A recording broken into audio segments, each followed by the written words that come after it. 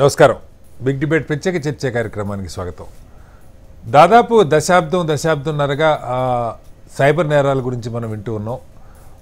చిన్న చిన్న నేరాల దగ్గర నుంచి మొదలుపెట్టి ఏదో ఆశ చూపి డబ్బులు తీసుకునే దగ్గర నుంచి ఒక ఇల్లు అద్దెకు పెడితేనో లేదు OLXలో ఏదో నమ్మకానికి పెడితేనో ఇలా మొదలైనటువంటి దందా చివరికి రకరకాల పేర్లతో CBI పేరుతో, ED పేరుతో, లేదంటే కస్టమ్స్ డిపార్ట్మెంట్ పేరుతో, పోలీస్ శాఖ పేరుతో, IT డిపార్ట్మెంట్ పేరుతో ఇలా రకరకాల పేర్లతో రకరకాల రూపాల్లో ఫోన్లు వస్తూ ఉన్నాయి. సాధారణ ప్రజలు మోసపోతున్నారు. ఇది మనందరికీ తెలిసిందే.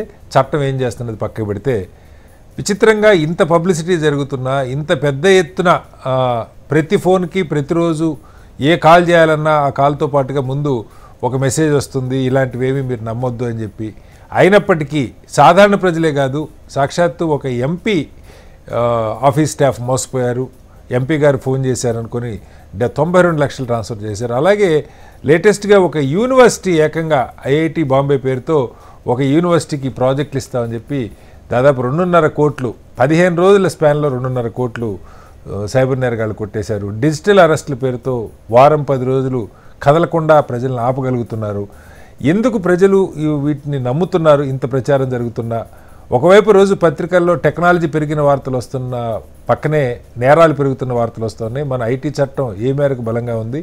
కొత్త పుంతలు తొక్కుతున్న నేరగాళ్ల వ్యూహాల్ని మన పోలీస్ శాఖ అలాగే సైబర్ టీములు గుర్తించగలుగుతున్నాయా? బలమైన చట్టాలు చేయగలుగుతున్నారా? వీళ్ళతో ఎవరెవరు ములాఖాత్ అవుతున్నారు? ఎన్ని అంశాల మీద ఇవాళ బిగ్ డిబేట్లో చెప్పిన చర్చలో మనతో పాటు ఉమామహేష్ గారు IITN అలాగే సీనియర్ టెక్నికల్ ఎక్స్పర్ట్ వారితో మాట్లాడదాం. అలాగే రచనారెడ్డి గారు భారతీయ జనతా పార్టీ అధికార ప్రతినిధి అలాగే హైకోర్టు న్యాయవాది వారు కూడా మనతో ఉన్నారు. మరి కాసేపట్లో డాక్టర్ చరణ్ కౌశిక్ యాదవ్ కాంగ్రెస్ పార్టీ నాయకులు జాయిన్ అవుతారు. అలాగే రెడ్డన్న గారు మాజీ పోలీసు ఉన్నతాధికారి గారు కూడా మనతో జాయిన్ అవుతారు.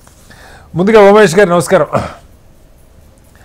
హలో. ఉమామహేష్ గారు, మనం చూస్తూ ఉన్నాం అంటే మేబీ ఒక 10 years పైన అయింది అనుకుంటా డెఫినెట్గా, ఇఫ్ నాట్ 20 years 10-15 years నుంచి స్లోగా ఇది పెరుగుతూ ఉన్నది.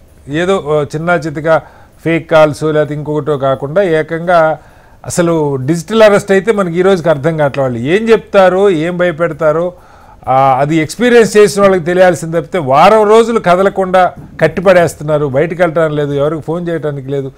ఎందుకు జనం దానికి ఆగుతున్నారో మనకు అర్థం కావట్లేదు ఎన్నిసార్లు ప్రభుత్వాలు చెప్పినా. అలాగే ఏదో మామూలు ప్రజలు అంటే నమ్మటానికి కూడా ఒక రీజను. ఇప్పుడు నేనేదో OLXలో నా ప్రాపర్టీ ఏదో అమ్మకానికి పెట్టాను అనుకోండి, సపోజ్ ఓ బైకో ఏదో, లేదు ఎవరో పెట్టారు నేను కొనుక్కోవాలనుకున్నాను, చీప్లో వస్తుంది అనుకొని పొరపాటుగా డబ్బులు ట్రాన్స్ఫర్ చేస్తే కొంతవరకు మనం అర్థం చేసుకోవడానికి అవకాశం ఉంది. అసలు ఏ సంబంధం లేకుండా ఒక యూనివర్సిటీకి IIT బాంబే నుంచి మీకు ప్రాజెక్టులు ఇస్తున్నాం అంటే ప్రాజెక్టులు ఇస్తే వాళ్ళు కదా డబ్బులు ఇవ్వాలి, వీళ్ళెందుకు ఏదో డబ్బులు ఇవ్వాలన్న ఆ కామన్ సెన్స్ ఎక్కడ మిస్ అవుతుందో నాకు అర్థం కాదు. అలాగే ఒక MP గారి ఆఫీసు, ఆయన మన తెలుగు రాష్ట్రాల MP, పాపం వాళ్ళ గురించి ప్రత్యేకంగా చెప్పడం కూడా వాళ్ళకు కూడా అవమానకరంగా ఉంటుంది. ఆయనకు వ్యాపారం ఉన్నది. ఆయన DP పేరుతో ఆయన ఆఫీస్కి ఫోన్ వస్తే మెసేజ్లు వస్తాయి. ఆయన DP ఉన్న వాట్సాప్ నుంచి మెసేజ్లు వస్తే వాళ్ళు చెప్పిన డబ్బుకి ఒకసారి కాదు దఫాలుగా 92 లక్షలు ట్రాన్స్ఫర్ చేశారు. ఒక వారం తర్వాత ఎప్పుడు MP గారు చూసుకొని ఇదేంటి నా ఇన్ని కట్ అయినాయి అంటే ట్రేస్ చేస్తే 7 లక్షలే దొరికినాయి. అసలు ఏంటి, ఏం జరుగుతుంది? నిజంగా చాలా ఆశ్చర్యంగా ఉంటుంది ఉమేష్ గారు. వాళ్ళు తెలివి మీరిపోయారా ప్రజలు, లేకపోతే నాయకులు వ్యవస్థ తెలివి తక్కువగా ఉందా? నాకు అర్థం కావట్లేదు. ఎలా అర్థం చేసుకోవాలి జరుగుతున్న కొత్త పొంతలు? ఎలా అర్థం చేసుకోవాలి? నమస్కారం అండి. యాక్చువల్గా మనం ఈ విషయం కొంచెం లోతుగా వెళ్తే 1992 నైజీరియాలో సంఘటన జరిగిందండి. ఓకే. ఇమాన్యుల్ అనే ఒక బిజినెస్ మ్యాన్ నైజీరియా దేశం యొక్క సెంట్రల్ బ్యాంక్ గవర్నర్ పాల్ ఆయన పేరు వాడుకొని బ్యాంకో నొరాస్టే అని బ్రెజిల్లో ఒక కంపెనీతో లావాదేవీలు నడిపించి మీకు అబూజా ఎయిర్పోర్ట్ నైజీరియా పక్కన, ఇప్పుడు యాక్చువల్లీ అక్కడ ఎయిర్పోర్ట్ ఉంది, కొత్త ఎయిర్పోర్ట్ తయారు చేస్తాము అని చెప్పి $242 మిలియన్ లోన్ తీసుకొని దానిలో వాళ్ళకి $10 మిలియన్ లంచం ఇస్తా అని చెప్పి అసలు అక్కడ ఎయిర్పోర్ట్ ఏమీ తయారు చేయకుండా ఆ డబ్బులన్నీ ఫేక్ అకౌంట్ లో మార్చుకొని తర్వాత ఏమైందంటే ఆ బ్యాంక్ ఆల్మోస్ట్ నష్టాల్లోకి వెళ్ళిపోయి తిరిగి లాస్ వచ్చింది. ఇది ఎప్పుడు 1990లో జరిగింది. అప్పుడు ఇంటర్నెట్ లేదు, 90లో జరిగింది. సో ఈ ఇంపర్సనేషన్ అనేది ఎప్పటి నుంచో జరుగుతూ ఉంటుంది. ఓకే, సో ఇప్పుడు ఏమైందంటే ఇప్పుడు ఈ కొత్త మనకి ఈ సైబర్ ఇంటర్నెట్ ట్రాన్సాక్షన్ బాగా పెరిగిన వెంటనే ఇది బాగా సులువు అయిపోయింది. అంతకుముందు చాలా పకడ్బందీగా చాలా రకరకాల ఫేక్ చేసింది, ఇప్పుడు ఈజీ అయిపోయింది. ఒకటి. రెండోది ఏంటంటే ఇది యాక్చువల్గా ఇప్పుడు ఇంకా మనం తక్కువే చూసాం ఇటువంటివి.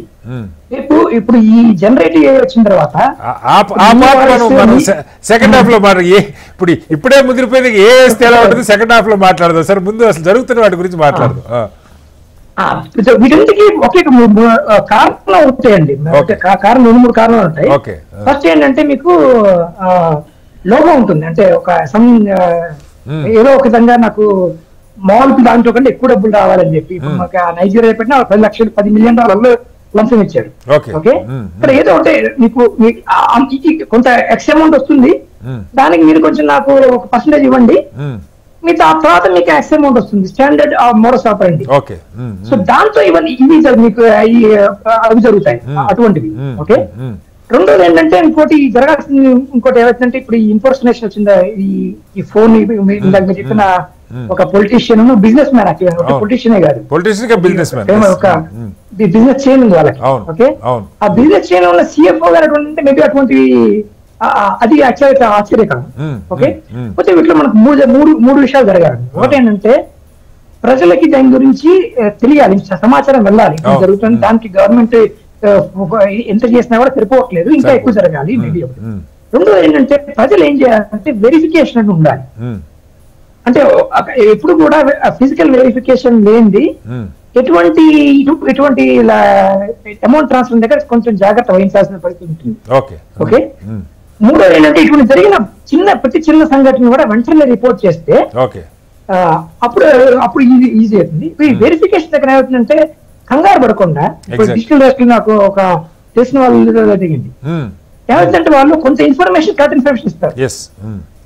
మీ దగ్గర నుంచి ఏదో ఒక ఇన్ఫర్మేషన్ కరెక్ట్. ఇప్పుడు నాకు తెలిసిన వాళ్ళు ఒకరు ఒక ట్రిప్ జరిగింది, ఆ ట్రిప్ ఇన్ఫర్మేషన్ పట్టుకుని వాళ్ళు మీరు ఆ ట్రిప్ కి వెళ్ళారు కదా అన్నారు, ఆ ట్రిప్ కి వెళ్ళాను అయితే ఆ ట్రిప్ లో మీరు ఈ ట్రాన్సాక్షన్ చేశారు ఇదని చెప్పి నమ్మేశారు.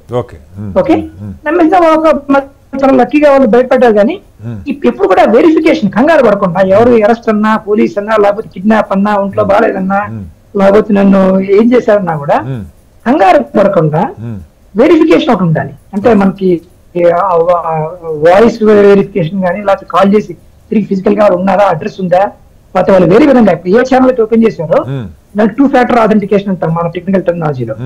ఇప్పుడు మన ఇట్లా టీవీ ద్వారా మాట్లాడుతుంటే మీరు నాకు మెసేజ్ వస్తే నేను పక్కన ఫోన్ చేసారు, లేకపోతే మనకి తెలిసిన వాళ్ళు చేసారు, ఇంకో ద్వారా వెరిఫై చేసుకోవాలి. ఓకే, ఆ వెరిఫై చేసుకున్న తర్వాతే ఇటువంటి ఫైనాన్షియల్ ట్రాన్సాక్షన్ ఎంత యాక్సిడెంట్ జరిగిందని చెప్పినా, లేకపోతే కిడ్నాప్ అయినా, లేకపోతే చంపేస్తారన్నా, ఏం చేసినా కూడా కామ్ గా విధంగా వెరిఫై చేసుకున్న తర్వాతే డబ్బులు ట్రాన్స్ఫర్ చేయాలి.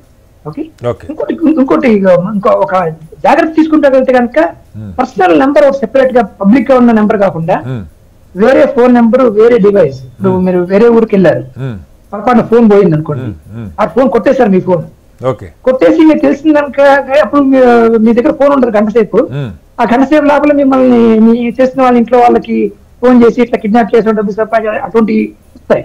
అది ఇంకా యాక్చువల్లీ తక్కువ ఉంది ఉన్నాయి మీరు చెప్పినట్టు. అంటే ఏం చెప్తుందంటే మీకు వాళ్ళు ఇల్లీగల్ మీన్స్ లో అడగట్లా, మేము సిబిఐ ఇల్లీగల్ మీ అబ్బాయిని కిడ్నాప్ చేసామంటే అది వేరు పోలీస్ స్టేషన్కి వెళ్తారు, మీరు నేరం చేశారు మేము సిబిఐ నుంచి కాల్ చేస్తున్నాం, మీ ఇంటికి 1 గంటలో ఆఫీసర్ వస్తారు, ఈ కేసు ఫైల్ అయింది, లేదు కస్టమ్స్ లేదు వచ్చింది, మీకు పాలసీలో డ్రగ్స్ వచ్చినాయి, ఇట్లా అధికారుల్లాగా లీగల్గానే మాట్లాడుతున్నాం. ఇల్లీగల్ అంటే కనీసం మనకి ఎవడో దొంగని అర్థం అవుతుంది. అటువంటి ఇంకొక నెంబర్ పర్సనల్ ఎవరికి బయట వాళ్ళు తెలియకుండా ఓన్లీ ఫ్యామిలీకే ఇంకొక నెంబర్ మాట్లాడితే ఏమవుతుందంటే మీకు ప్రస్తుతం కిడ్నాప్ చేసి అని చెప్పచ్చు, లేకపోతే మీకు వీడియో జనరేట్ చేయొచ్చు, ఆడియో జనరేట్ చేయొచ్చు, ఎక్స్ట్రాక్ట్ చేయొచ్చు. సో ఇటువంటి జాగ్రత్తలు వెరిఫికేషన్ చాలా చాలా కొంచెం జాగ్రత్త ప్రజలందరూ చేయాలి. ఈ రిపోర్టింగ్ అనేది అందరూ చేయాలి. ఇది కాకుండా ఏమవుతుందంటే మీకు ప్రభుత్వం తరఫు నుంచి ఇప్పుడు మీ నెంబర్ కానీ నా నెంబర్ కానీ పాన్ నెంబర్ తో ఎన్ని అకౌంట్లు ఉన్నాయో తెలుసుకోవాలంటే కొంచెం మనకు తెలియదు. అవును.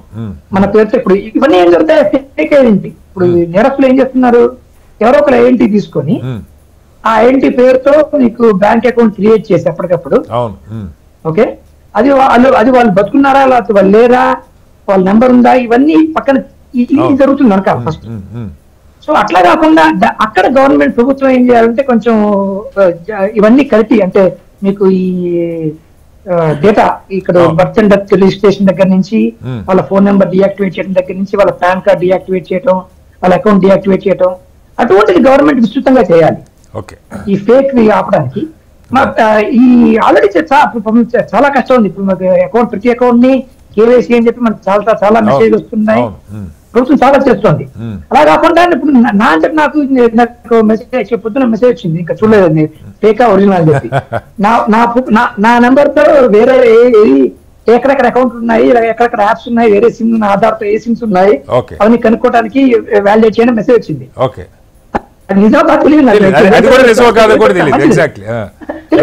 నిన్న ఆర్బీఐ పేరుతో ఒకటి వచ్చింది, నాకు ఆర్బీఐ పేరుతో ఒకటి వచ్చింది, రిజర్వ్ బ్యాంక్ నుంచి ఏదో ఈ జాగ్రత్తలు తీసుకోండి ఇవన్నీ చెప్పి వచ్చింది. నిజమో కాదో కూడా తెలియదు, సమస్య అది. మరి నా ఫోన్కి వచ్చింది, ఆర్బీఐ నుంచి ఒక వాట్సాప్ మెసేజ్ వచ్చింది. రైట్, ఒకసారి మళ్ళీ వస్తాను ఉమేష్ గారు. ప్రభుత్వం ఏంటంటే ఇటువంటి చేయాలి, ఇటువంటివి చేస్తే కనుక నాకు కరెక్ట్గా ఓకే నా పేరుతో వేరే అకౌంట్ లేవు, అట్లీస్ట్ వేరే ఫోన్ నెంబర్ లేదు నా ఆధార్తో అని మనకు తెలుసుంటే కొంచెం ఈజీ. ఒకటి